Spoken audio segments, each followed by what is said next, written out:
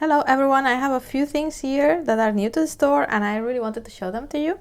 I was really excited to get these few enamels in the store because I think they're quite special. First we have here a few shower reds, and I was super happy to find these because as you can see here, when you apply them direct on the copper, they actually clear and they're beautiful. So I got these two a while ago. These are shower 9 and shower 115. This is a bit of a warmer red, like a poppy red, and this one is more purpley, so it's like a fuchsia kind of shade. They change quite a bit from applied direct on copper, so down here they are applied direct on the copper, and here this is with Blight C1 flux underneath. I'm really liking C1 lately and it works very nicely with this shower. If you apply direct to copper, this 115 turns a beautiful like wine red, and 9 is a very deep cherry red direct on the copper and more of a poppy red on top of flux. And my favorite of the bunch is this one, which I could only get very recently. I got the last bit that was left until they make a new batch, which is gonna take a while, they told me. And direct on copper, it's beautiful. It's like a blood red, super intense. The camera is actually not capturing it well. It's so beautiful, and it's also a quite neutral warmish red when applied on the flux. So this one is shower 5005, and it's become an absolute favorite of mine. That would be super beautiful if you're doing a champlebe or a bastille on copper. So great.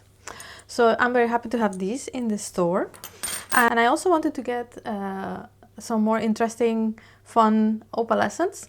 These two are really nice. So this one is also a shower and it's a blue, and I wanted to take the video especially to show these to you because opalescents really are difficult to capture on a photo, but on video you can see that yummy milkiness, and that's really nice.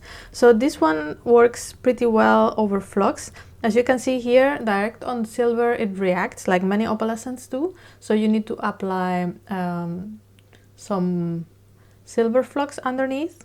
On gold, as usual, it's super beautiful. Direct on copper you get this baby blue, and on the flux you can see the beautiful opalescence. So a very nice blue opalescent. This is shower 73, and this one, look, the sun came out now, and that's just great because I'm super in love with this opalescent. I only discovered it recently and I've been using it a lot. My pot is like almost used up. This is Milton Bridge opalescent 08, which they call a topaz opalescent. I would say it's like an ivory shade, and it's actually quite hard fusing, but it doesn't admit many fires, and it becomes really opaque. I've been using it for a series of little paintings that I've been doing. Here I simply sifted it over the S64 paints, the black. So to make these I basically was working on top of an opaque background. This was ivory, for example. Then I just painted in layers with the S64 black, which can be used as an underglaze very well, as you can see. And then I sifted very fine layers of the topaz opalescent on top, and you get this beautiful mist effect. So just layering. There are like 3 layers of black and opalescent, and it works really nicely. I'm really in love with it. So that's also one I was very happy to have in the store. And then I also wanted to add a couple of whites that work very well for painting. Yeah, in my store actually I'm mostly specializing for now in painting on enamel materials. You have the enamel paint, the S64 paints, and then I have everything related to it, like enamels for bases and overcoat, fluxes, etc. This is a miniature on an ivory base, and on this base the black turns greenish, which is what I wanted. You get a bit of an antique sepia kind of feel to it. If you don't want your black to turn green, or if you are planning to fire quite a few times, it's better to find a base that doesn't make black turn green. This means that the base is too soft.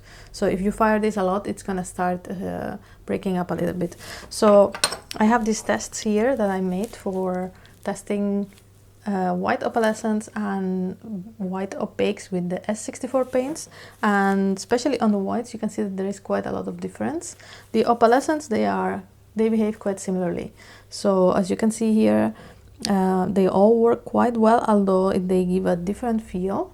Some are more translucent, so you see the copper better, and some are more opaque. Like this 03 is from Melton Bridge, and it's closer to an opaque color. Then we have 101 from Soye, which unfortunately they are not going to be making anymore. The best substitution for this one is a Blight T8, which is almost exactly the same as you can see.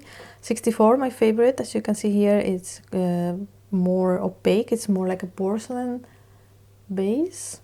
And then I have a more semi-opaque here from Ninomiya 201, which also works quite well. So in the store we have T8 and 64, and with those you get a different effect, and they both work very well with vitrifiable paints.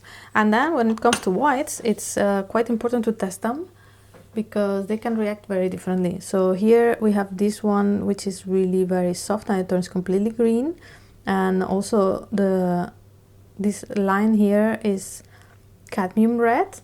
As you can see here, this one has been very preserved on this white base ODW1, and when I saw that I thought I really need this in my store, and now we have it.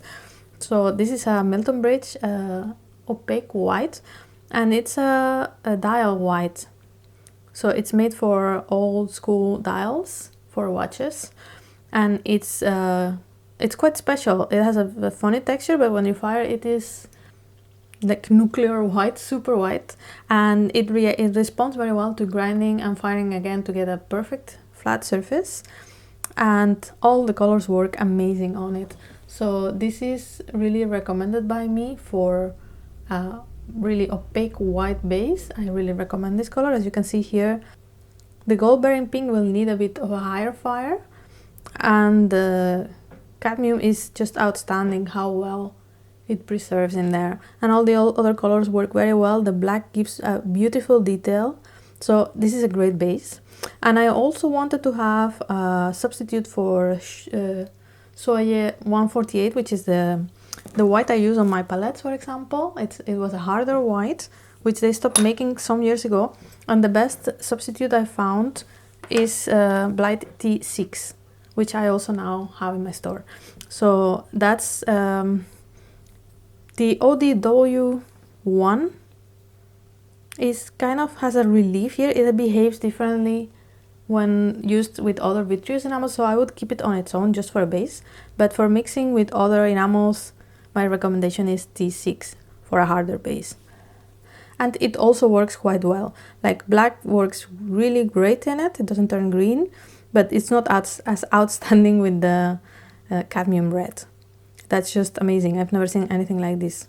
So those two are great. So all of these are now available in the store, and if you have any questions, remember that you can always send me an email. Okay, see you, bye bye.